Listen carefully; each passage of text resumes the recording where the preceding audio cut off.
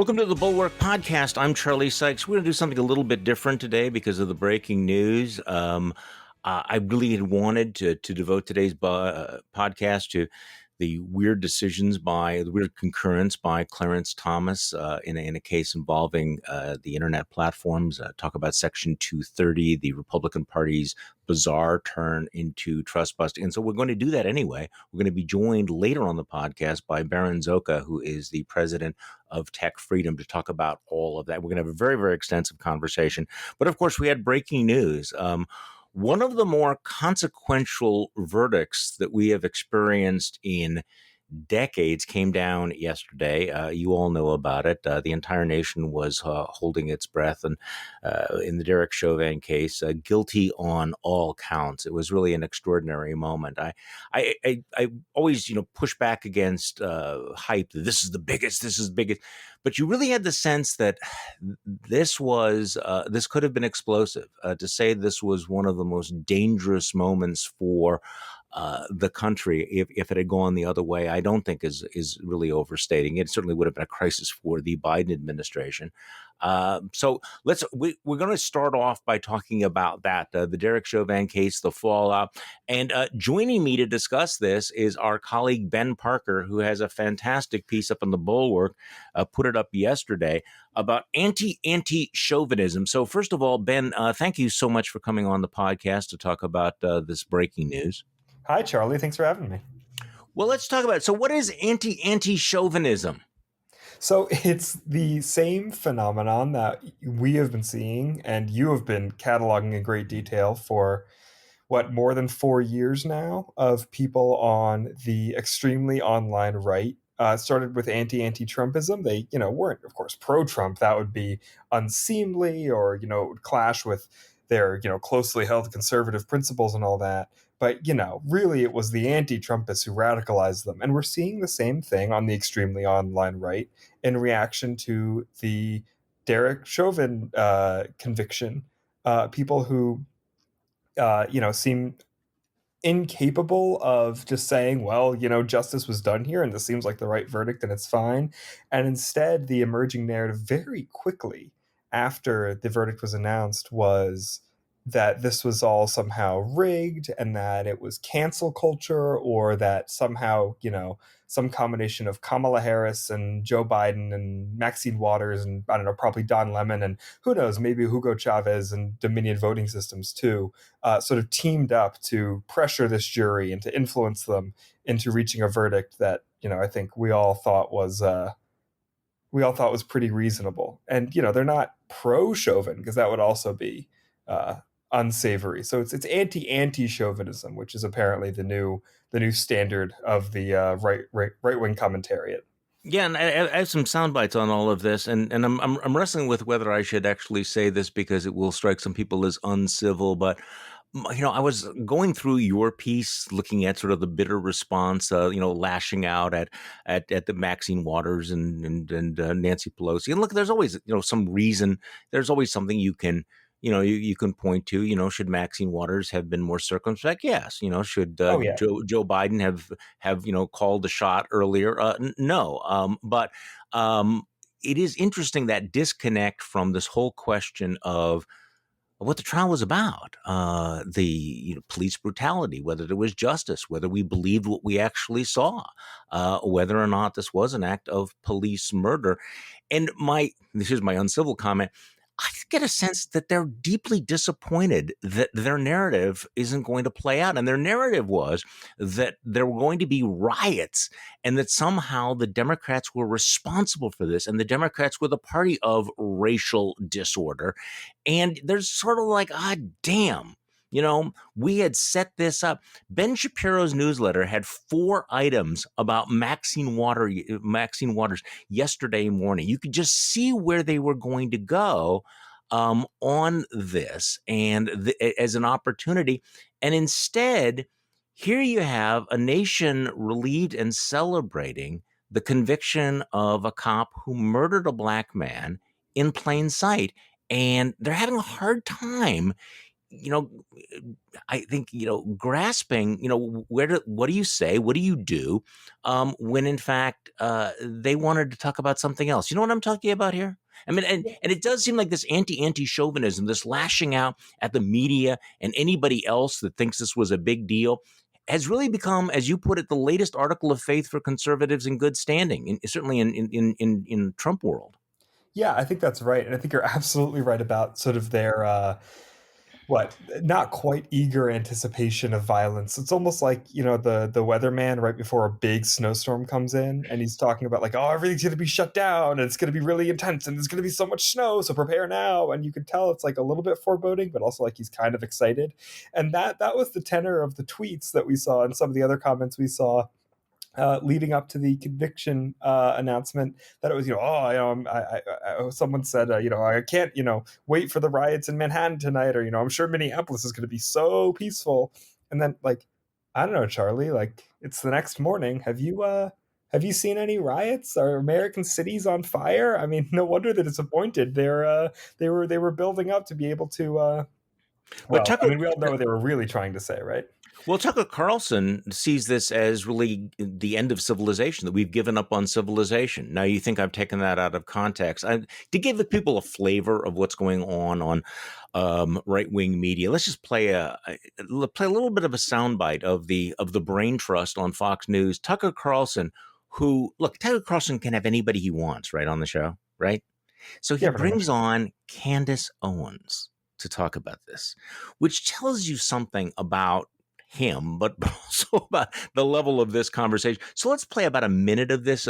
Tucker Carlson and Candace Owens are really unhappy last night, and this is what they had to say. Candace Owens, you'd think in a country like ours, this is the most first world country that's ever been. You'd think the most civilized and the most just. Here you have to consider a murder case through the lens of politics. When you get to that point, haven't you already given up civilization? Given up civilization. Well, that's correct. Totally. And what we're really seeing is mob justice, and that's really what happened with this entire trial. This was not a trial about George Floyd or Derek Chauvin. This was a trial about whether the media was powerful enough to create a simulation and decide upon a narrative absent any facts, whether it was powerful enough to repeat showing and talking about a 9-minute clip that came from somebody's cell phone without adding any context, without showing the full police video, which they could have released. They refused to release the full body cam, which would have added more clarity to the fact that the media was lying. The media came out. Let's not forget this, Tucker. The media came out and told us that this was a man who was just getting his life together. He was a good member of society, and he got mixed up because a racist white police officer had it out for him and killed him. All of that fell apart. All of the facts came out, and all of that fell apart. We now know, of course, that he had enough fentanyl in him. It was 3 times the lethal dosage, 3 times lethal dosage in him when he died. But nobody cares because the media was successful in putting out a narrative, and they. Do you notice anything about that, Ben? I mean, what the fuck? There was a trial. It was televised. There was evidence. There was testimony. There was all kinds of opportunities. This is not the media. This wasn't a story on CNN. This was a full-fledged criminal trial. And the entire world got to see all of this evidence. They got to see the video. The defense had the opportunity to present any video evidence they have. They had their own witnesses. I mean, the evidence was so overwhelming that the jury didn't take that long to come back unanimously saying that Derek Chauvin was guilty of murder, all 3 counts, beyond a reasonable doubt. And there's Candace Owens still going on the talking points that we had no idea what really happened. It was the media. And so, there's a perfect example of being locked into the narrative despite actual reality. Yeah, and it's almost hard to call it a narrative. I mean, if we're, she's not really telling a story, here's what really happened, as much as it is, as we've seen so many times, throwing enough dust in the air that you lose your orientation, right? Like, is there somewhere in the law where it says, oh, well, it's actually not a crime to suffocate people if they have drugs in their system? Did I miss that loophole somewhere? Right? I mean, I'm This not whole remembering the question about the details. drugs in the system was discussed extensively during this trial. This was not something that was glossed over, right? I mean, you had lots of evidence. Many days were spent dealing with that issue. Yeah, And or the idea that, oh, well, they say he's an upstanding member of the community. Look, I mean, maybe he was, maybe he wasn't. That is immaterial. You're not allowed to murder people because you think that they're bad for the community, right? Like, this is a murder trial. Murder. That's what's the question here. Not, how good a person was George Floyd and did he deserve to live or die? That's not how this works. Not how it works. so here's a strange moment. And I just want to throw this out because I'm genuinely wondering the Tucker laugh thing. If people haven't heard this, I tweeted out what's with Tucker's laugh, and it's sort of a Joker-like thing. And you can kind of tell that Tucker was in a really bad mood last night about all of this. He has an expert on. This is a very short clip. He has an expert on who is not telling him what he wants to hear. There's somebody who's telling him that Derek Chauvin was exercising excessive force. And listen to this, because Tucker Carlson cuts the guy off, just doesn't want to hear it. I mean, the guy's trying to explain what he means, and Tucker Carlson not only drop kicks the guy, but there's this weird moment where he laughs. Let's just play this. The scene. I just think that it was excessive, and it shouldn't happen. And what I'd like to say, the guy who did it looks like he's going to spend the rest of his life in prison. So I'm kind of more worried about the rest of the country, which, thanks to police inaction, in case you haven't noticed, is like boarded up. So that's more my concern. But I appreciate you coming on, Ed Gavin. Thank you. Nope, done. Thank you. What the hell? The country's got a border. People might think that I dropped that in the wild Joker-like maniacal laugh. No, that's Tucker Carlson. I have no words, Charlie. I mean, I always, I grew up on Disney movies. I always thought the maniacal laugh was, a little over the top. Oh, come on, no one does that. Whew, okay, apparently it's a real thing. Now I got to readjust my worldview. Well, also, and the whole country is boarded up. Now, I did sense some real disappointment about this. So, I just step back from this. This was a real. I mean, I have to say that my reaction was just tremendous relief when this verdict came down, because the alternative would have been such a damning commentary on the criminal justice system. Look, I mean, even right now, the conviction of cops is extremely rare. I was reading one account. There's been only 7 murder convictions of police officers for fatal police shootings since 2005. Only 7. That suggests that the chances of killing by the police leading to a murder conviction are about 1 in 2,000. And yet the George Floyd case was different for so many reasons. Number one, the most obvious is that it was videotaped. It was captured. We could see it with our own eyes. 9 minutes. This was not a split-second decision by a cop whose judgment was questionable. It was so clear. The evidence was so overwhelming. And had he walked from this, there would have been an explosion, and it would have been an understandable. I'm not saying it's justifiable, and I'm not justifying violence. I'm saying that you have an entire generation of young people, including obviously young African Americans, who would have seen this as an act of gross injustice. This would be a defining moment in American the justice system and in race relations. The Black Lives Matter movement that grew out of the murder of George Floyd is one of the largest this country has ever seen. It had worldwide significance. And I was thinking, as I was sitting waiting for the verdict to come down, no one case should carry this much weight. No one case should have this much impact, but it did. But it was a tremendous relief. What was your reaction? Yeah, I think relief is right. I texted someone after they, read, I think, the first guilty count, that, I didn't realize I'd been holding my breath, and exhaled.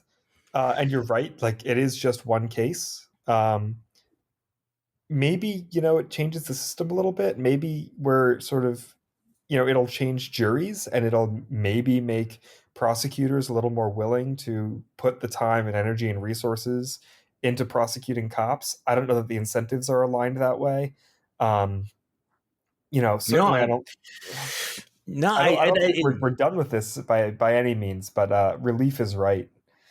But it is only the one case, and it's like we're not anywhere close to coming to grips with this issue. I mean, that's the problem. I think there's always a tendency to think, okay, well, we handled that, we got justice in this particular case. But you know that if there had not been videotape, if there had not been that group of bystanders that called the cops on the cops, that taped this in many ways, that testified in that trial, that this thing would have absolutely disappeared. I mean, I was rereading the statement by the Minneapolis police that they had issued right after George Floyd died. I mean, it's amazing. Man dies after medical incident during police interaction. And you read that, and there's no indication that there would be any controversy about this whatsoever. So this is one of those cases where you wonder, I think in my newsletter today, I quote Will Smith, who said, racism is not getting worse, it's getting filmed. Mm-hmm. And I keep coming back to how many other incidents occurred that didn't play out this way because we didn't see it, because the evidence was not this overwhelming, but right in your face. And I just don't know. So we may get an answer to that pretty soon. Just before we started filming this morning, we got reports. I think WSJ was the first to report it, that the Justice Department Civil Rights Division is opening a full pattern and practice investigation to see if the Minneapolis Police Department had, a systemic problem of abusing African Americans, or if their practices were abusive. And if I can take a short victory lap, I wrote a piece about this for the Bulwark, saying this pretty obviously demands a pattern and practice investigation 10 months ago in June. So, I'm sure there are all sorts of procedures and things that go into launching one of those investigations, and maybe they were waiting for the end of this trial. But we may get the answers to some of those questions from the DOJ now, who are going to go very meticulously, I'm sure, through what's going on in the Minnesota Police Department. And, that is sort of one of the DOJ's jobs. And hopefully something will come of it. Yeah, hopefully something will come of it. But I do think I have to say this, though, and I think this is really important. And I know that I'm going to be misunderstood. And I know that there's probably going to be some blowback for this. But, one of the things that I've learned over the years in journalism, particularly doing things live, is that when there is an incident like this, it is so important for people to take a deep breath and not rush to judgment. And this is really true with the police shootings and with the videotapes. And again, there has been a rush to judgment on frankly on both sides. For example, last night we went to bed hearing about a 15-year-old girl that had been gunned down by police, and it sounded absolutely horrific. It sounded terrible. This morning we wake up and we see some of the videotape that makes it look much more ambiguous. And when I say much more ambiguous, I'm saying that she's in the process of wielding a knife and trying to stab another girl when this took place. So the initial reports may not have been true. The case out of Missouri, the hands up, don't shoot. That turns out not to have been exactly what people thought it was in the beginning. The horrific videotape from Kenosha, Wisconsin, where the police officer shot a man in the back 7 times. That officer is back on duty right now. The prosecutors declined to bring any charges whatsoever because it turns out that the man involved, the perpetrator involved, actually had a knife, and they really did fear for the safety of the children. And again, I'm not justifying these things. I'm just saying that these cases sometimes are not necessarily the way they are described in the first few hours. And I think it's very important, if you're going to get a handle on this, not to seize on the cases that might not be what they seem. Do you understand what I'm saying here? I mean, I think that a lot of the resistance that you're going to get to systemic reform will come from people who say, well, what about this case? You said that the cop did this, but it turns out that's not the way it actually played out. So getting it right has always been important, and it's never been more important than it is right now. Yeah, I think that's exactly right. And it's also one of the reasons why the results of the Derek Chauvin trial were encouraging. I mean, the whole theory of juries is that when you get 12 people who are, go through a voir dire process and are sworn to uphold the law in a trial, and you do a whole trial process based on evidence, and you make the best arguments in an adversarial process, they can reach an independent decision, right? And that's sort of the part that Tucker and Candace Owens were ignoring. They were pretending like it was a media circus, and as you pointed out, ignoring the whole fact that there was an evidence-based, courtroom adversarial process where the defense got to make its best arguments and the prosecution got to make its best arguments, and they reached a unanimous verdict, right? So we can't try these things in the press. You never on get the Twitter. right context. Or exactly, you can't try this on Twitter. But then when you have a jury, right, and they reach a verdict, you can't then say, oh, well, it was political pressure, it was the media's fault. Like, no, we don't try these things in the media. That's the whole point. Well, this is the problem. I mean, what you're getting is, and I see that Joe Walsh, woke Joe Walsh, has tweeted out that he has 1 million followers on Facebook, and and a lot of these are Trump folks type, that overwhelmingly the sentiment is that the jury was intimidated, bullied, which of course is the line you're getting on Fox News. I will admit that I spent more time listening to this trial than I usually do. It's the kind, and I have to tell you, the prosecution did an absolutely fantastic job. I mean, the evidence was overwhelming on top of overwhelming. I really would have been shocked had they come up with this. But again, there's two things about this case that really I keep coming back to. Number one is the role of the bystanders, and who the witnesses, that bouquet of humanity. This would have played out totally different had they not done their civic duty. That's number one. Number two, this trial was the most dramatic example of the breakdown of the blue wall of silence that I can recall. I'm sure there have been other cases. People will email me them. But it was really something hearing, one police officer after another testify against Chauvin, the lieutenant, the police chief, people who were involved in training, so that at the end, when the prosecution was summing up, they were able to say to the jury, this is not an anti-police prosecution. This is not anti-police. This is, good police officers recognize that this was wrong. That struck me as a real inflection point, and perhaps in all of this, that look, simply because a cop has done something bad does not then impose an obligation on other cops to look the other way or pretend that it wasn't a bad thing. Yeah, I didn't follow the trial quite as closely as you did, but the part that resonated with me, based on what I did see, was the paramedic who was there and who testified in the trial, who had offered, I think he's having trouble breathing. I can help him, and was told, no, stay back, don't help save this man's life. And you figure that paramedic and Derek Chauvin both worked for the city of Minneapolis, and between the two of them, both, paid and funded and equipped by, the taxpayers of Minneapolis, which one of them was providing a public good?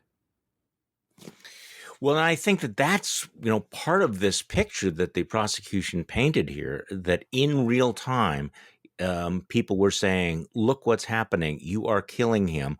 This woman steps up and says, I can help. And she is rudely rebuffed.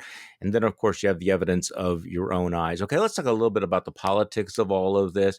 The anti-Chauvinism. Interesting that yesterday, on the day that this verdict came down, what was the House of Representatives doing? It was voting on a resolution to censure Maxine Waters, who had said that she wanted a guilty verdict and said there'd be more confrontation. Look, I don't think she should have said it. I think that people should have been much more careful. On the other hand, her rhetoric was pretty generic. And this moment of watching all of these Republicans voting to censure her, including many of them who had engaged in much more incendiary rhetoric when it came to January 6th. And this is not whataboutism. It's like, are you kidding me? Hakeem Jeffries had a press conference where he talked about Kevin McCarthy getting all indignant. This is just terrible. We have to have the Congress of the United States condemn this one Democrat for saying this one thing. And let me just play this. Hakeem Jeffries, is turning around and saying, are you kidding? Maybe you ought to clean up your own aisle over there, Kevin. When you think that Kevin McCarthy has the nerve to say something about anyone when he supported the violent insurrection after the mob attacked the Capitol, threatened to assassinate Nancy Pelosi, kill other members of Congress, hang Mike Pence. He then came back to the Capitol, voted to support the big lie, which ignited the violent insurrection, and continues to play footsie with Donald Trump. When you've got a situation where Lauren Boebert is a mess, Matt Gaetz is a mess, Marjorie Taylor Greene is a mess, clean up your mess, Kevin. Sit this one out. That's pretty good, I thought. It is, from what I understand and can judge, entirely too generous to Kevin McCarthy, because it assumes that he has either the political sway to do something about the members of his conference, or the spine to do anything to discipline any members of his conference, which from everything we've seen, he does not. By the way, the most egregious, I think, call for violence came from none other than Louis Gohmert, who I believe said before the January 6th insurrection, go out onto the streets and be violent. That might be a slight paraphrase, but compared to what Maxine Waters said, which she should not have said, it goes in the long list of things in history that Maxine Waters should not have said. But compared to what she said of, the protesters have to be more, I don't remember what she said, but have to be more, whatever she said. Go out and be violent is significantly worse. Yes, go out and be violent, using those words. And then, of course, you had Mo Brooks talking about, today's the day to kick ass and et cetera. So, yes, if irony had not been beaten to death by hammers about 10,000 times before, this would have been. Now, I guess I was a little bit disappointed that even Republicans like Adam Kinzinger went along with this. And Kinzinger says, well, I'm being consistent. Okay, I get that. It's like you condemn everybody that engages in excessive rhetoric, but really, as far as I know, has there been a vote in the House of censuring any of these Republicans for any of their rhetoric whatsoever? But see, this is what's useful about it, and I wrote about this yesterday in my newsletter. It's not just that they're setting up a talking point that the Democrats own all the violence that we're not going to see, but also it's a way of historical revisionism, of dropping what happened in January 6th into the memory hole by having all of this. Well, if you think that what Trump did was bad, let's look at Maxine Waters. And Maxine Waters makes the perfect foil for Republicans. I mean, they would obviously love to make her the face, for obvious reasons, for their own reasons, the face of the left and of the Democrats. But the fact that it actually came to a vote in the House of Representatives yesterday during all of this was, I don't know, is pathetic too weak a word? It is, isn't it? Yeah, it is disheartening. It is sort of maddening, especially considering, there's been so much debate lately about things that matter, things that really do matter, infrastructure and I guess more COVID relief, or, whatever they've been talking about recently. But whatever happened to that whole package of reforms that we were talking about that were going to happen in the post-Trump era? And, presidents would have to release their tax returns, and they couldn't, put their children in charge of the White House. And there were going to be reforms to the vacancies process, which Trump abused. And I'm starting to get a little bit concerned that all of that sort of important reform stuff to prevent another authoritarian moment is sort of being forgotten, or we'll save it for later, we'll get another chance. And instead, what the time that we actually are spending on legislation is, for stuff that is important, but to me of lesser importance, not systemic importance. And then, we're wasting more time on trying to censure Maxine Waters, when, there's still an active authoritarian party in the country. I don't think we have our priorities quite in order. Yeah, no kidding. Ben Parker, thanks so much for joining me. I appreciate it very much today. And people should check out Ben's piece about anti-chauvinism, which is it's worth it just for the phrase anti-Chauvinism. I mean, when you understand what's going on here, it will bring a lot into focus. Also, a quick reminder: we're going to talk about this more. We'll be joined. I think we're going to be talking with Kim Whaley on the podcast tomorrow, and of course, Thursday night we have the Bulwark Plus exclusive live stream, and the whole group is going to get together. I'm sure that we're going to be talking about this as well as the whole woke mob issue. But I didn't want to devote the entire podcast today to just one subject. Let's change gears and directions in the second half of today's podcast, because I want to talk about Clarence Thomas, Section 230, and the Republican Party's bizarre turn into trust busting when it comes to big tech. And we're joined by Berin Szóka, who's the president of Tech Freedom. This is a nonprofit, nonpartisan think tank that defends the open internet and largely Section 230 of the Communications Decency Act, which is, of course, under siege from both parties. So first of all, welcome to the podcast, Berin. Thanks for having me. Big fan, longtime listener. Well, I appreciate it. Can we just start with Clarence Thomas? Because I'm trying to figure out where he's coming from and what's going on here. And I know it's unfair ever to bring up the spouse or a family member of a member of the Supreme Court. But I can't help thinking that there's something going on here. Clarence Thomas's wife, Ginny, is not just a partisan. I mean, she is an ideologue who flies her freak flag from deep inside of the fever swamps.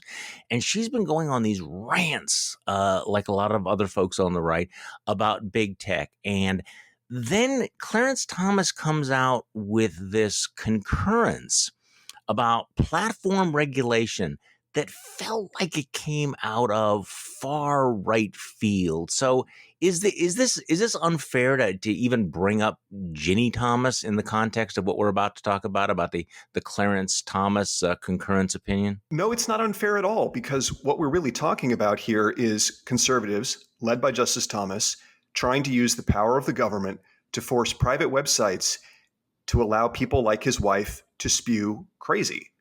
People like his wife have been taken down, such as the president, for spreading misinformation about the last election, inciting people to violence, and so on. That's what this debate is about.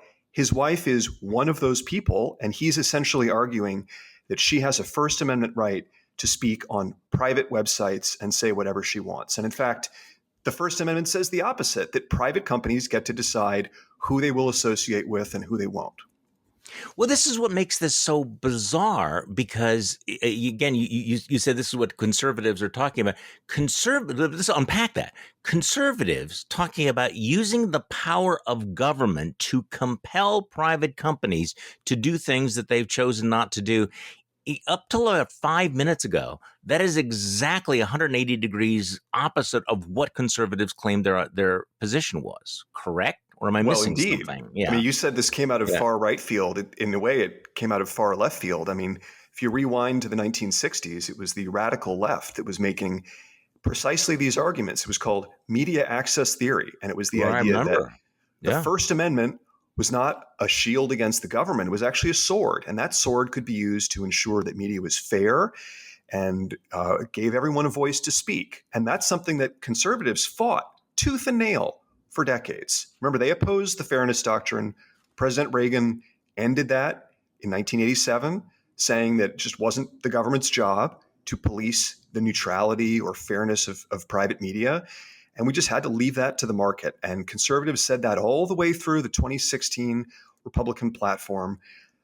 In theory, they still say it today because they, of course, recycled that platform. But their actions in the last 3 years have been exactly the opposite. They're seeking to force private websites to carry people like Donald Trump and Ginny Thomas and other people who violate their terms of service. Okay, the other thing that strikes me as just as a little mind-blowing is this whole debate about Section 230. Now, you know a lot more about it than I do, so feel free to correct me on all of this. Now, this is the Section 230 of the Communications Decency Act, and its main, the main impact is that it allows these platforms to engage in moderation, to decide what they're going to run and not what's going to show up and what they will edit out, without fear of liability.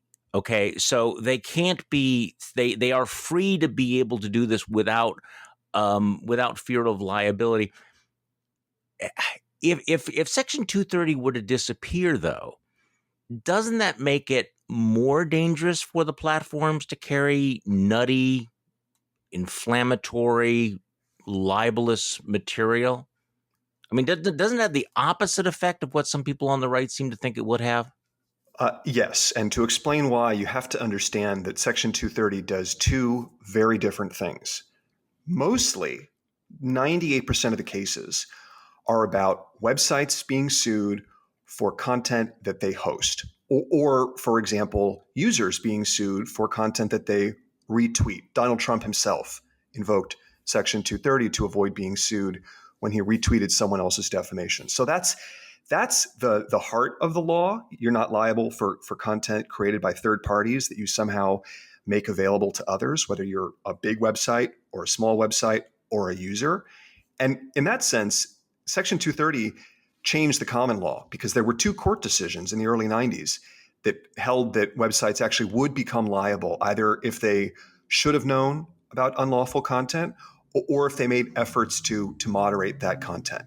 So that's the debate that we used to be having about Section 230. For example, should they have to do more about online drug sales or sex trafficking or whatever? And let's say reasonable people can disagree about that. But now we're having a completely different debate, which is about the other thing that Section 230 does. And you summarize that yourself. It says that you can't be held liable for taking down third-party content. You see the difference. Now, it's very different as a practical matter, but also as a legal matter, there's a really important difference here. The first function changed the common law. So it protected websites from liability that they would have faced.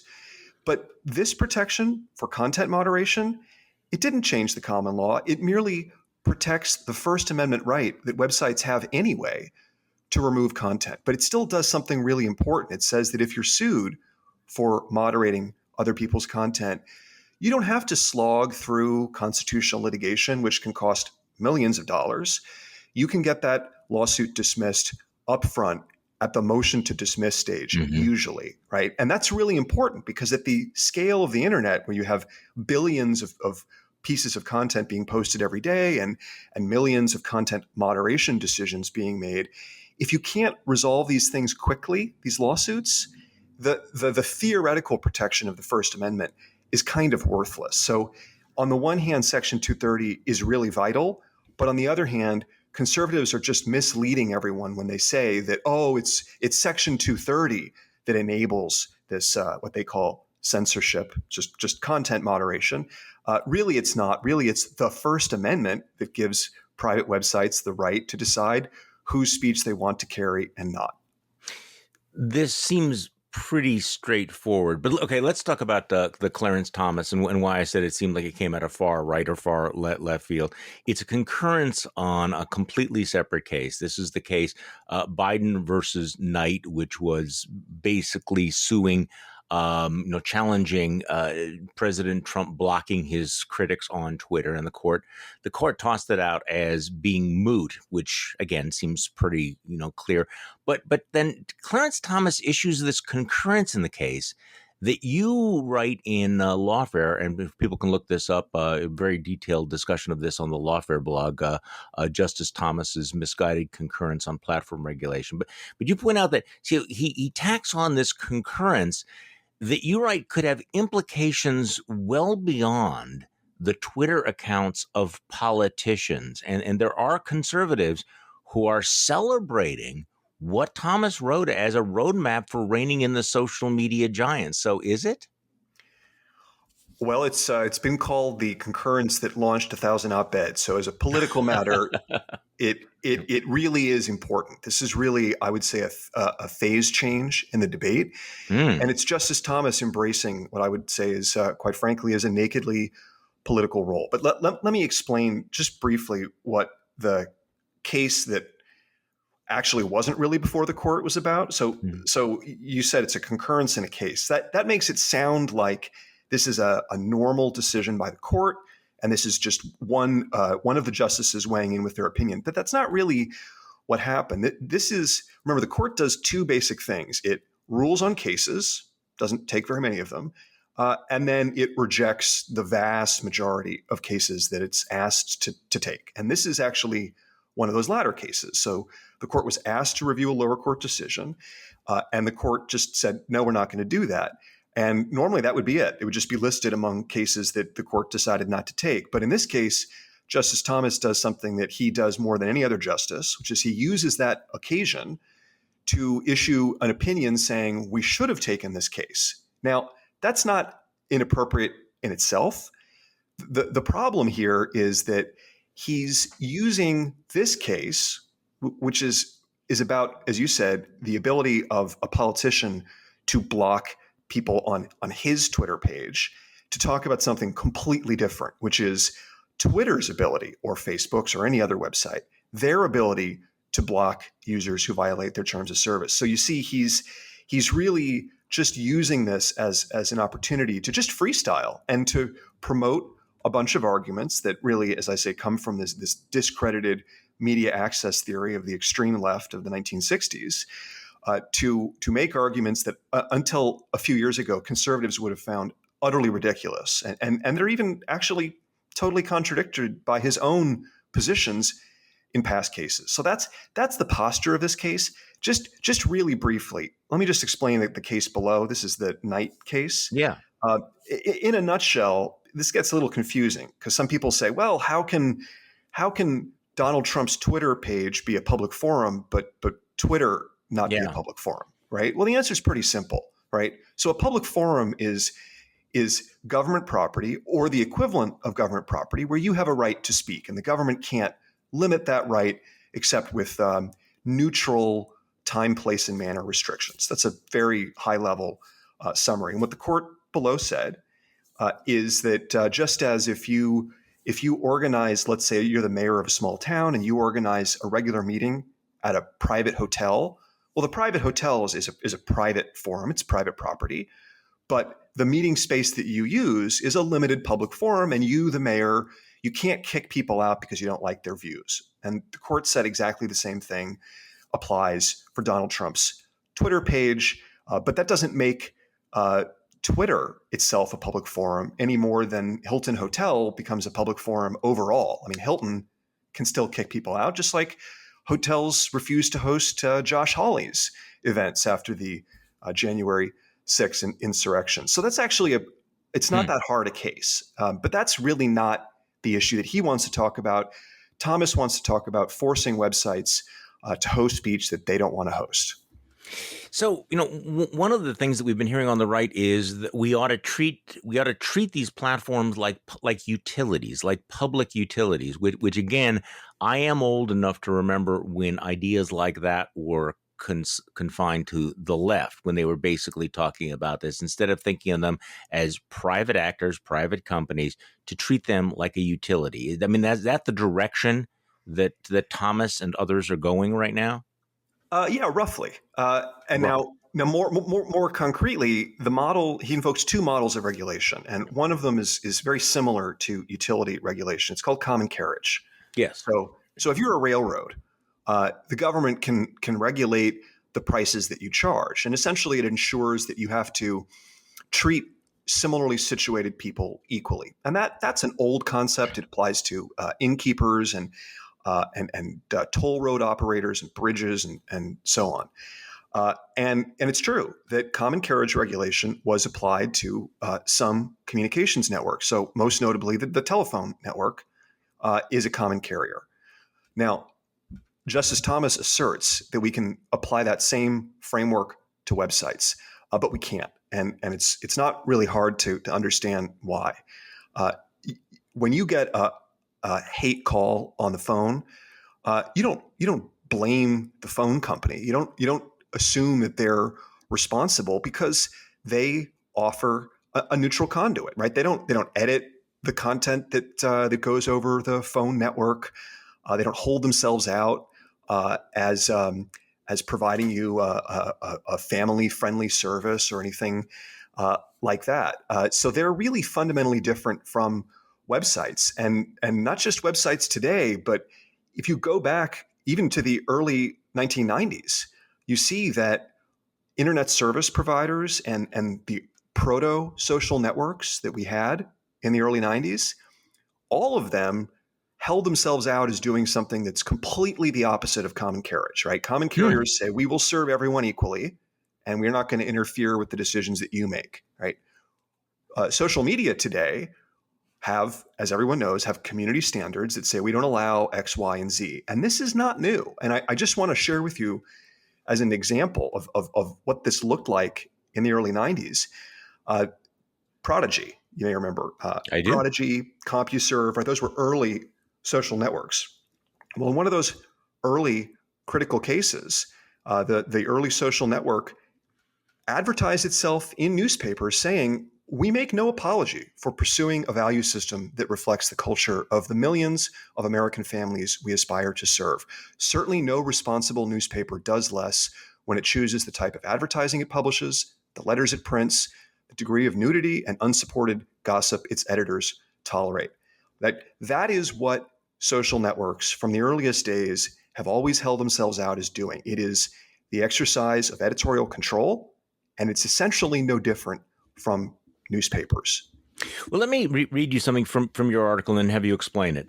Thomas, in his concurrence, Thomas cites a case called Turner Broadcasting versus the FCC, in which the Supreme Court upheld forced carriage under the First Amendment. In that case, the court ruled that cable companies must carry local broadcasters' channels for free.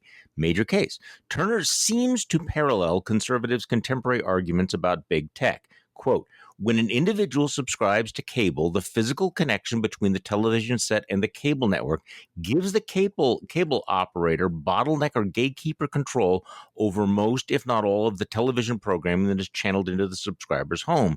A cable operator, unlike speakers and other media, can silence the voice of competing speakers with a mere flick of the switch. So, explain, why do you think that the comparison between the cable companies and the media platforms doesn't work? Okay, so the court was confronted with a spectrum. And on one end of the spectrum, you have newspapers and other media that have full First Amendment rights to not carry whatever content they want to carry for whatever reason, right? That's really well established under the Miami Herald case in 1974. On the other end of the spectrum, you have telephone networks.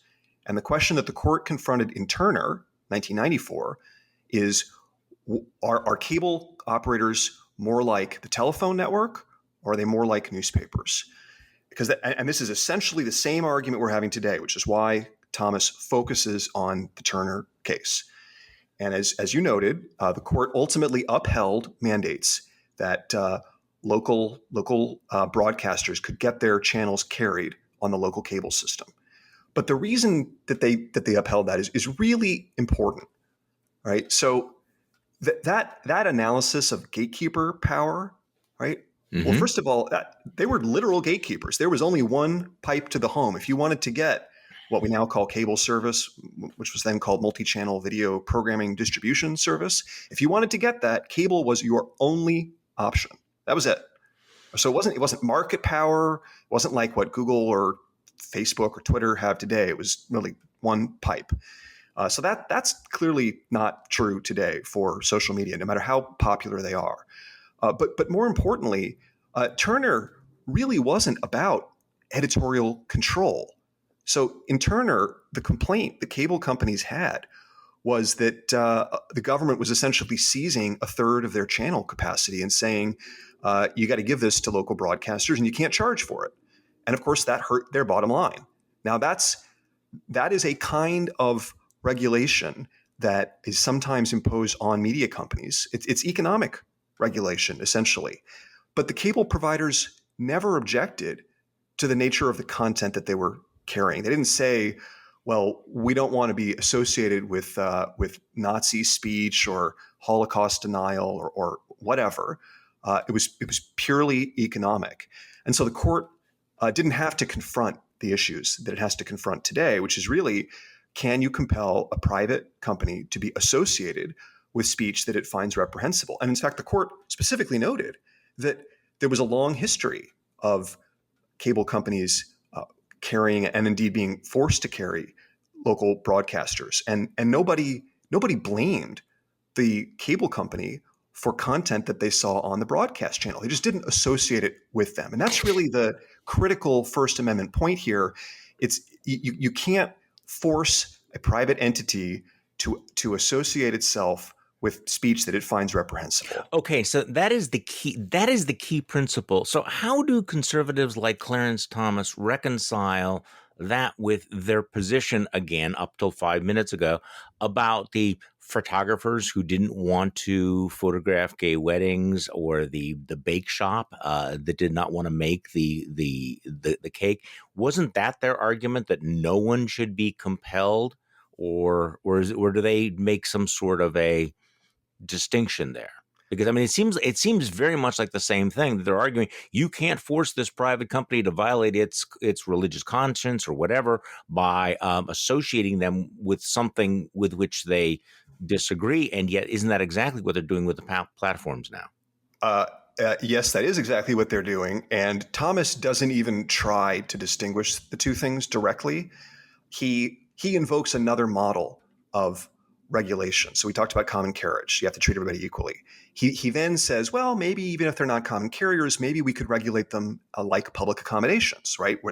Where they are required not to discriminate. So the Masterpiece Cake Shop, where the baker in Colorado was required to bake a cake for a gay wedding, he was charged for discriminating under Colorado's public accommodations law. And Thomas says that sort of thing should apply to social media. And in general, their argument boils down to the same idea that we just talked about a moment ago, that just like cable providers are neutral conduits, that just like the telephone network, they just serve content and that's it. So they're like railroads. They claim that there's no risk of association between the neutral conduit and the speech it carries. And that might be true of the telephone network still. But again, it's clearly not true of websites and the critical. I mean, any more than the baker. He doesn't want to bake the cake for the gay wedding because in his mind it's an endorsement of the gay wedding. And note that the court, including Justice Thomas, they upheld his right to do that, even though guests at the wedding wouldn't necessarily know that he had baked the cake, right? So even there, he had the right to do that. But here, just think about what we're talking about. This isn't like the telephone network where you don't really know who's saying what. Social media in general, there's some private messaging functions, of course, but in general, it's a public record like a newspaper. And you can go on Parler right now and you can find very quickly openly Nazi content. And that reflects on Parler's judgment about what kind of speech it wants to host. And it's very difficult to find that sort of content on Twitter or Facebook or YouTube because they won't allow it. And those curation decisions are exactly like the curation decisions that newspapers make. But there's another analogy that I think answers your question, which is parades. I mean, back in 1995, conservatives cheered when the court, including Justice Thomas, ruled that the St. Patrick's Day parade in Boston could not be compelled under the state's public accommodation anti-discrimination law to allow LGBT marchers to carry signs in the parade. And exactly the same arguments were made where people said, look, the parade is just a conduit for speech. People should be able to say what they want. And the court, all the conservatives and some of the liberals said, no, the parade is a curated event and people look at the signs and they assess the parade overall, and the signs are just like notes in a symphony, right? They're part of a larger expressive output. And the same is true on a larger scale of Twitter and Facebook and YouTube and every other website out there today. Okay, let's look at this from the other point of view, because there are conservatives who will listen to this who will say, okay, yes, we need to be concerned about the free speech rights of private companies, but they are also framing this in terms of free speech, right? That they don't want to be canceled, and their argument would go something like this: that things like Google and Facebook and Twitter, well, Google and Facebook particularly, have become so massive, so influential that the potential for censorship has become a matter of public concern. So, for example, we're all in favor of. I'm in favor of tech freedom. I'm in favor of free speech. But is there there are dangers. What if, for example, Facebook decided that they were going to ban a whole range of ideas and speech, not just Nazis, but let's say, any statement by Republicans? What if Mark Zuckerberg said around election time, we're only going to be carrying information about Democratic candidates, and we are only going to be targeting information about get out the vote to certain demographic groups? What would be your reaction? Would they be able to do that, and ought they be able to do that under the law?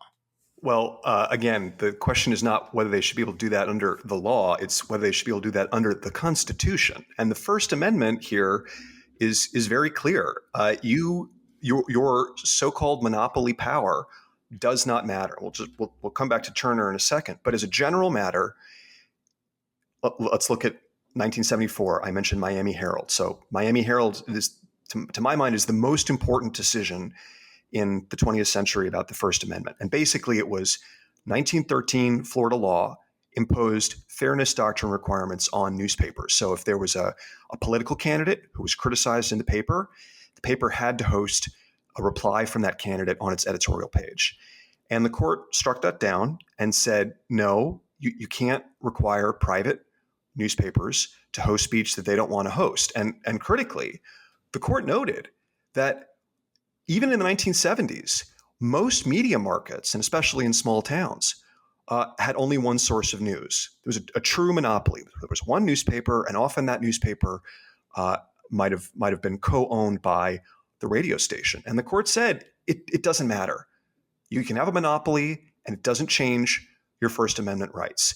The only exception to that was the Turner case, where again, the cable provider exercised not just monopoly power, but a true degree of absolute flip the switch gatekeeper control that was granted to it by the government. Because remember, the reason the cable companies had that monopoly power at that point was that local franchises, your local town, your county, only licensed one provider to use the public rights of way. So it was a government created monopoly, and they exercised it, and that was held to be enough to justify, again, economic regulation in that case. But if the cable providers in that case had objected on grounds of the nature of the content, if their objection was really editorial, even that gatekeeper power wouldn't have mattered because the level of scrutiny would have been higher. This is a point that is difficult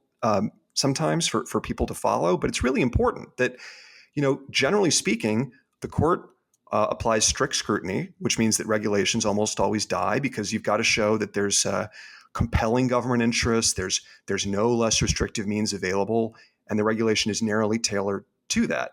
And only rarely, when speech is involved and the regulation is deemed to be neutral, does the court say, okay, we won't apply strict scrutiny, we'll apply this more relaxed form of intermediate scrutiny, and only then did that gatekeeper power matter. So again, Turner is really an outlier. It's not going to apply in cases where the private parties object on the basis of the content at issue. And it also won't apply when there's reason to think that the regulation is actually aimed in a non-content neutral way, is aimed at keeping certain content up. And in the case of Turner with cable, the idea was we're going to keep local broadcasting alive.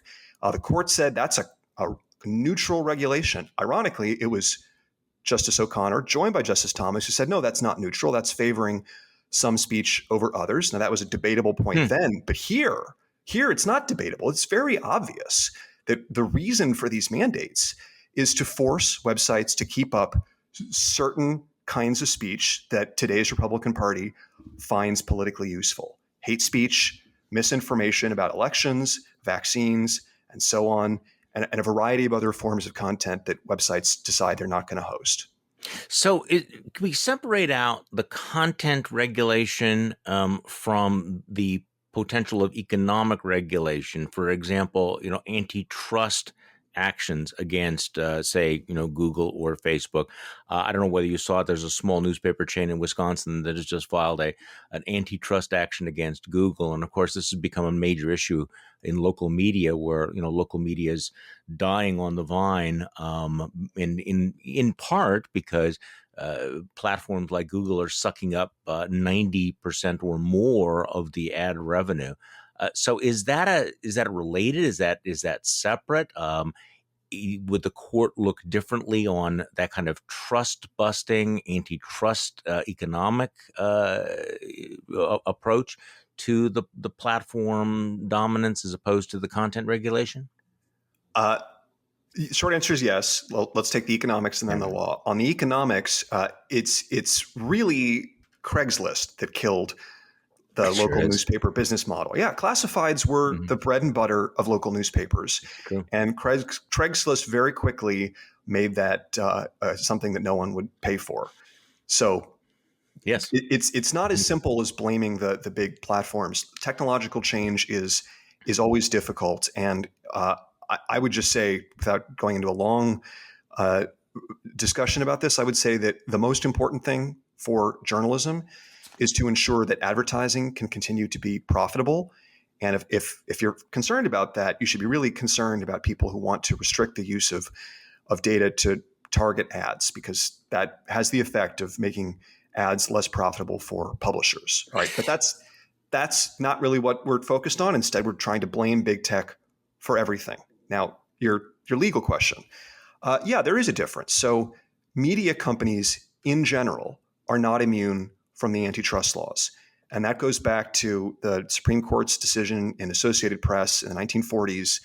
They very clearly said that. Lorraine Journal, 1951, a local newspaper, it gets to decide which ads it wants to carry. But if it's refusing to carry ads in order to enforce a boycott among local businesses against the new radio station in town, that's not editorial judgment. That's an abuse of economic power, and that is something that the antitrust laws can punish. So the short answer is antitrust laws can be enforced here for economic conduct. For let's say the fees that are charged, or how Google runs its advertising platform, and so on.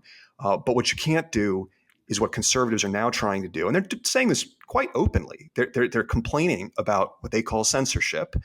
And then they're saying we should do something about it with the antitrust laws. And that's just not going to fly in court. It's not a cognizable economic injury. It's something the First Amendment protects.